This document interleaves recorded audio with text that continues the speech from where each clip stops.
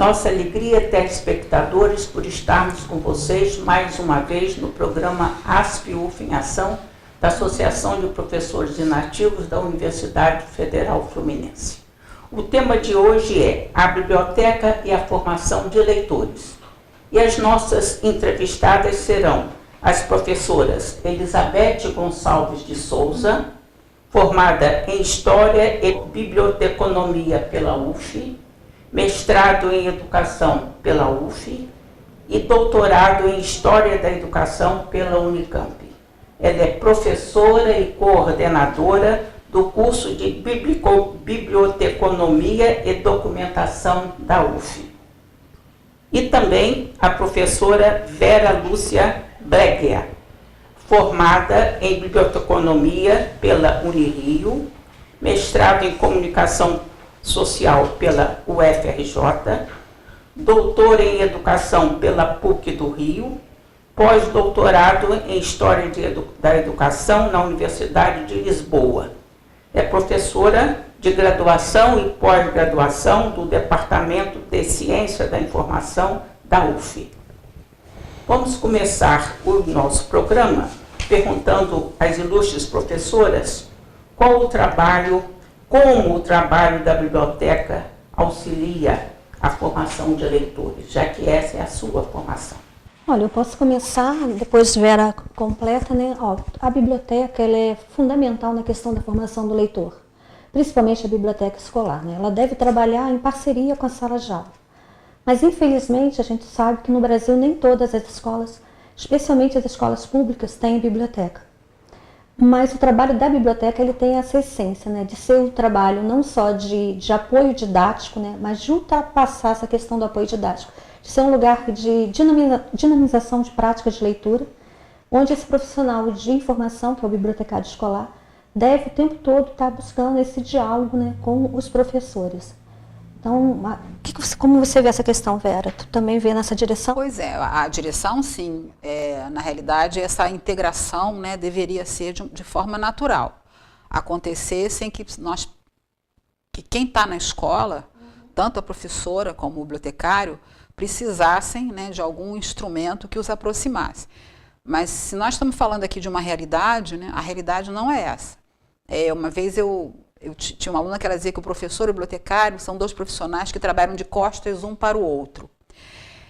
E, na realidade, infelizmente, isso procede, né? Então, o que eu acho que talvez falte nas nossas pesquisas, né, porque a biblioteca escolar, se nós formos ver exclusivamente nosso campo, é interminável.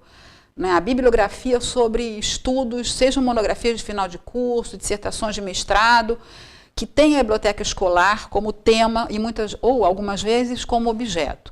Só que isso fica muito atado à literatura, né? E sempre no sentido do porvir, né? O que deveria ser, o que poderia ser, ou o que deve ser, às vezes até em sentido afirmativo, mas na prática nós não conseguimos perceber, né, essa interação necessária. A pergunta que eu me faço, né, e que Nancy fez, a professora Nancy Gonçalves de Nóbrega foi colega nossa do departamento e se aposentou, está na PUC agora, na Cátedra de Leitura da Unesco, e ela há pouco tempo participou de um exame de qualificação e a pergunta que ela acha que é central é por que a biblioteca escolar, né? Então eu acrescento outra, para que a biblioteca escolar? Então eu penso que a questão está bastante centrada na formação do bibliotecário, né? Nós estávamos conversando aqui antes de vir para cá, para essa sala, né, que na realidade nós não temos, pelo menos no curso da UF, uma formação do bibliotecário para que ele seja um mediador da leitura, um dinamizador da leitura na biblioteca escolar. Nós não temos nenhuma disciplina no nosso curso, a não ser disciplina optativa, mas que no momento não são oferecidas, porque nós estamos com o nosso corpo docente muito encurtado, né, por várias questões que não interessa a gente mencionar aqui, porque não faz parte desse escopo. Então, o que eu penso né, que o bibliotecário, como um educador, né? Eu acho que o bibliotecário é também o educador, sobretudo no espaço da biblioteca escolar ou da biblioteca pública, que seja, né? Eu acho que talvez essa falta dessa formação talvez não faça, isso é só uma elucubração, não faça essa aproximação com a escola e com esse profissional que lá está, que é o professor. A meu ver, a questão está muito por aí. Então, né, o porquê, né, como a Nancy pergunta, da biblioteca, né, e o para quê, eu acho que estão muito vinculados a essa questão, esse afastamento de dois profissionais que, na realidade, não conseguem dialogar no sentido de fazer da biblioteca escolar algo vivo, né? É um espaço, né, que às vezes é muito bem arrumado, é muito bonitinho, né, recebe livros dos programas de apoio à leitura, mas que na realidade não funciona como deveria, né, formando leitores, eu acho que é isso. Só para completar essa questão dos profissionais que estão de costa um com o outro, o bibliotecário e o professor, eu acredito que a questão da pedagógica é fundamental. O que a gente percebe, eu sou professora também, né, durante muito tempo formada em História, trabalhei em escola, esse distanciamento do professor do bibliotecário também se dá uma questão de como a biblioteca entrou na escola, né? Ela entrou pela porta dos fundos, ela entrou ligada à questão da pesquisa escolar, simplesmente como um lugar onde você vai copiar as coisas e vai embora. Ela esteve afastada da própria vida escolar, do cotidiano escolar. Então, essa ausência, né, da biblioteca vivendo a prática, né, e a praxis do cotidiano escolar fez com que esses dois profissionais, mesmo quando estavam na escola, estivessem um de costa para o outro, né? E como a escola tem, na sua maioria, professores, uma questão que é importante, né, o bibliotecário ele é minoria dentro da escola, ele é quando ele é professor, porque não existe a profissão bibliotecária no quadro das escolas públicas. A ideia é que se tenha, daqui, né, tem a lei 12.244, a ideia é a universalização da biblioteca escolar e a presença do profissional bibliotecário. Como esse profissional, quando ele está na escola, ele é minoria, e esse distanciamento de sala de aula e biblioteca, inclusive dentro do próprio projeto pedagógico da escola. Então, a gente olha os projetos pedagógicos da escola, os parâmetros curriculares nacionais, a LDB, todos eles apontam a importância da biblioteca para a questão que eles chamam da competência informacional, o letramento informacional, ter domínio, né, das fontes de informação e principalmente na questão da competência de leitura, está presente nos documentos das políticas públicas, mas está ausente da prática do cotidiano da sala de aula. Inclusive, isso aí todos os profissionais da educação, bibliotecários, professores, eles têm uma parcela de culpa, né, no sentido de que o que dá vida à escola é um projeto pedagógico e dentro desse projeto a biblioteca é silenciada. Então esse silenciamento faz com que esses profissionais, como Vera apontou, além dessa questão dos acervos da escola serem essa coisa um cenário sem a presença do profissional muitas vezes, às vezes um lugar onde quem ocupa o espaço é um professor que está retornando e que teve algum problema em sala de aula, algum problema de saúde. Então a biblioteca acaba sendo um lugar secundarizado dentro da escola. Então a questão desses profissionais se aproximarem, né, bibliotecários, professores que têm formação em leitura ou biblioteconomia, que temos muitos professores que fizeram também curso de biblioteconomia, principalmente os professores do primeiro ou quinto ano, a gente tem professores formados em biblioteconomia. A ideia é que os professores se aproximem dessa direção e que essa direção seja uma direção que traga a biblioteca para a vida da escola, incluindo ela dentro do seu projeto curricular, do seu projeto pedagógico. Não, eu acho que esse processo de sensibilização, eu posso chamar desse jeito que a Beth está mencionando, não é... Mas é uma sensibilização que tem um corte político. Tem um corte político. Não é só uma coisa de motivação, é estar presente dentro da política da escola, né? E para isso tem que ter uma integração de toda a comunidade escolar, né? Então a biblioteca tem que ser importante para o professor, para o aluno e para a comunidade. O interessante seria que essa biblioteca no final de semana fosse a biblioteca da comunidade, que ela abrisse no final de semana também. Porque quando as coisas são postas apenas para cumprir, seja um script escolar, ter biblioteca porque a biblioteca dá apoio didático.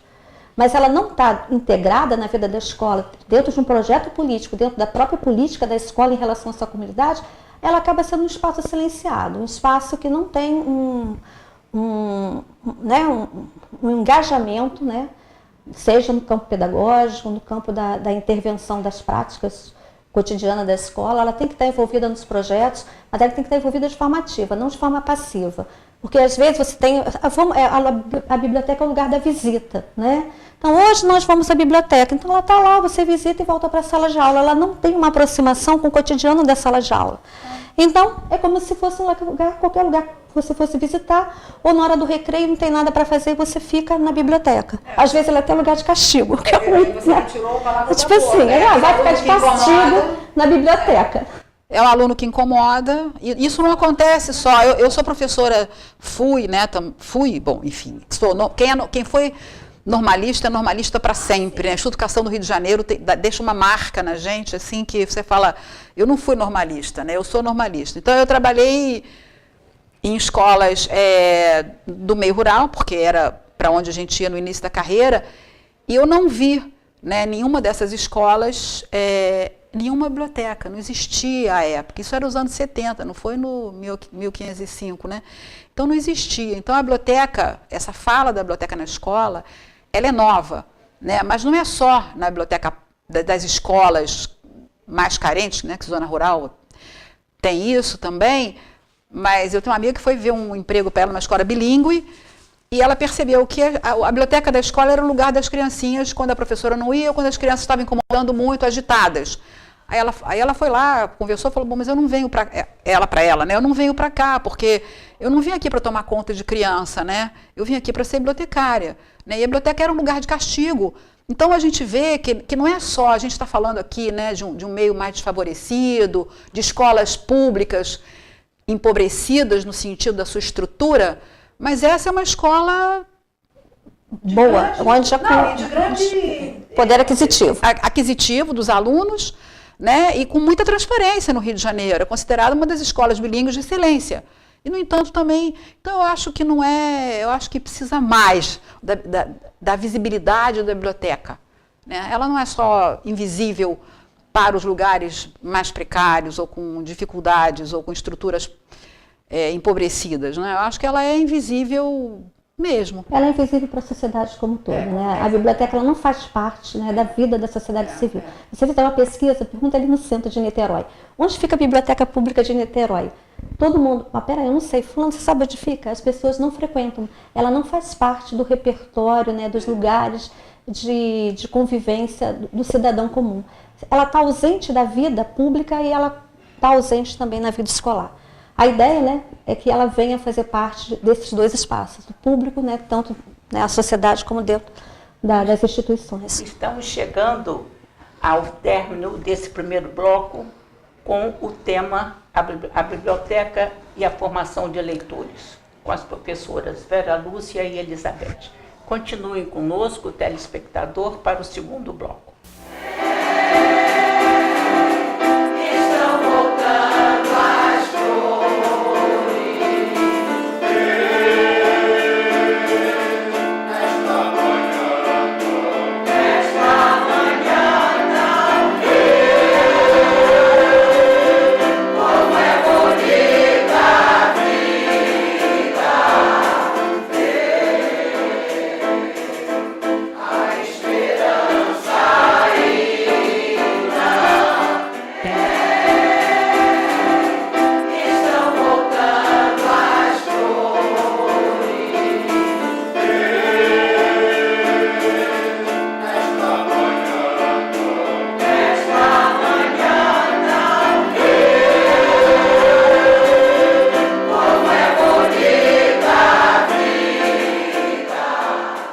Neste segundo bloco do programa ASP-UF em Ação, da Associação de Professores Inativos da Universidade Federal Fluminense, continuaremos a focalizar o tema a biblioteca e a formação de leitores, com as professoras Elizabeth Gonçalves de Souza e Vera Lúcia Breger. Professoras, e a questão da formação do leitor? Vocês poderiam abordar isso para nós? Vai falar primeiro, Beth? Assim, o bibliotecário escolar ele pode buscar diversas estratégias de fomentar, né, e dinamizar a leitura e criar, né, esse incentivo, esse gosto pela leitura. Várias atividades eles fazem. A Hora do Conto é uma atividade de iniciação em contato com o livro, né, iniciação à leitura para os leitores pequenos, geralmente são os leitores da fase pré-escolar. Ele pode também criar concursos literários, concursos de poesia. Ele tem estratégia de dinamização de acervo do tipo convidar, né, o próprio professor da escola para trabalhar um conto, trabalhar um texto, exposições, festivais literários. São diversas as atividades que o bibliotecário escolar deve fazer para fazer da sua biblioteca não só um lugar de estudo, né, não só um lugar de busca de informação e saída logo da biblioteca, mas de incentivo à prática, né, e ao exercício, né, esse exercício no sentido lúdico, de fruição da leitura. Então ele tem várias estratégias e acho que ele deve buscar essas estratégias o tempo todo. E se está numa escola, nada mais justo do que buscar o apoio dos professores que podem trabalhar essas questões. Você pode fazer um debate, tipo lendo Machado, né, Machado de Assis, com professor de literatura e professor de história. Você pode fazer projetos interdisciplinares envolvendo os professores e o acervo da biblioteca, isso que é muito interessante. Eu acho que é um dos caminhos que o profissional bibliotecário, nesse espaço, biblioteca escolar, pode buscar. Nunca trabalhar sozinho, sempre buscar essa articulação com os professores, trabalhando literatura, fazendo exposições, lendo texto. A leitura é muito importante. Às vezes a gente tem o aluno, né, na biblioteca escolar, ele às vezes se sente um pouco afastado dos livros. E a dinâmica na prática de leitura, com círculos de leituras, faz ele ficar desinibido, ele a ler em voz alta, a escrever. Concursos literários também são muito interessantes e podem ser uma das atividades que o bibliotecário escolar deve buscar para aproximar o leitor de sua biblioteca. Então, telespectadores, vocês acabaram de ver que atividades uma bibliotecária pode fazer para seduzir as pessoas a gostarem de ler. E o que a professora Vera Lúcia poderia acrescentar? Olha só, essa questão da formação do formador de leitores também exige uma certa reflexão da nossa parte, né? Porque não é simples, né, alguém se formar para formar leitores, né? Essa formação é uma formação que tem que ser feita na academia, na universidade, e geralmente são cursos de pós-graduação.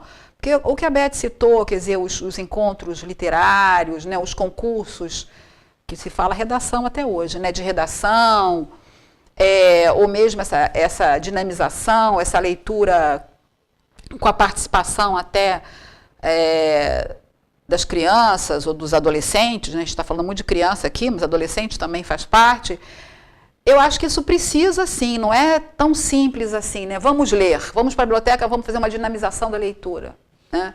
É só uma intervenção, porque nem sempre o bibliotecário escolar ele tem essa vocação de trabalhar. Às vezes ele organiza acervo, mas ele pode convidar outras pessoas. Para formar leitores é preciso que primeiro nós nos formemos em formadores de leitores. E essas iniciativas, elas existem na prática. Eu conheço uma, né? A professora Glória Viana, que é uma das biógrafas de Machado de Assis, ela mantém, pelo menos mantinha até pouco tempo, na unidade do Humaitá, do Pedro II, com alunos de ensino médio, um grupo de leitores de Machado. Né? Eles têm lá um acervo. Então, isso né? Ela não está formando só leitores de Machado, né? Quando você lê Machado, você está pronto para fazer outro tipo de leitura, né? Isso é surpreendente, né? E a Glória tem um êxito com isso, né? Que você mobilize adolescentes. O que eu queria tocar também é nessa questão da formação dos leitores. A gente está falando muito em livro, né? Mas, na realidade, hoje, né, as crianças estão habituadas em lerem outras plataformas. Pois é, e aí que eu acho que também vem uma outra formação, né? Porque os celulares viraram, lamentavelmente, né, uma praga entre nós. As pessoas, o tempo inteiro, você vê as pessoas na rua, nos restaurantes, nos lugares mais insólitos com seus celulares à mão, e as crianças estão muito focadas nisso. A gente vê crianças de 2 anos já com seu tablet, né, com uma habilidade impressionante cognitiva e também motora, né, passando o dedinho e lendo. Então, nós também precisamos, que leitores são esses, né, que nós vamos formar, que já não vem no livro, exclusivamente no livro, né, um dispositivo para que eles façam a sua recreação, ou a sua leitura, ou a sua informação, né, ou o seu preparo. Não é? Então, nós temos que começar a pensar nisso também. Né? E não sei como que a escola, e sobretudo a gente está falando aqui de escola pública, né, porque as outras escolas elas têm recursos, né, pelo menos as escolas mais visíveis em termos da excelência e tal, elas têm recursos para aparelhar a própria biblioteca, né, com esses dispositivos de agora e que as crianças e adolescentes possam ler também em outras plataformas. Então, o que me bate é isso, né? Eu acho que cada vez mais vai ficando complexa essa questão da formação dos leitores, né? Penso que eu já ouvi depoimentos, inclusive, bom, vou citar os meus queridos e prediletos, João Baldo Ribeiro e Érico Veríssimo, né, que se formaram leitores nas bibliotecas das suas próprias casas. Todos dois deram esses depoimentos. Né? Hoje, isso é muito difícil.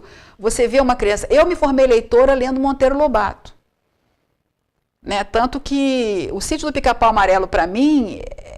Porque eu fui criada e depois que eu fui ler, eu fui saber, eu fui criada num sítio dos meus tios-avós, era lá o Sítio do Pica-Pau Amarelo. Então, esse mergulho na fantasia, e depois você vai trabalhando outros leitores, outros autores, é que eu vejo que é importante. Agora, como, né, fazer essa transição, né, do livro físico, né, que tem toda uma relação, a gente acaba criando uma relação afetiva com o livro, através do seu autor ou da narrativa que ele está, e as outras formas. Eu fico pensando nisso, né? Como vamos formar esses leitores, esses novos leitores, né? Porque eu não gosto de falar de coisa pessoal, mas eu tenho uma neta que acabou de fazer 1 ano e com o dedinho dela, ela já liga até o celular, entendeu? Muda canal de televisão. Então, acho que o chip, essas crianças vêm com um chip já, vêm programadas para isso, e como é que nós vamos trabalhar com elas para que elas se formem leitores, né? Vera, eu vejo, né, nessas minhas idas e às bibliotecas, quando sou convidada, eu estive recentemente na biblioteca da Escola SESC de ensino médio, que é uma escola com bom poder aquisitivo em termos por ser mantida como uma instituição que tem recursos. Como que, em outras bibliotecas, até a biblioteca pública, as bibliotecas do tipo parque, que são as novas bibliotecas, as mídias fazem parte, né, desses acervos. Então, como uma atividade, não só atividade com suporte livro, mas usando outras tecnologias. Escrever uma história coletiva, partilhada em rede, o blog, o jornalzinho da escola, tudo isso vai ser construído aqui no Colune UF, que é a biblioteca do Colégio Universitário.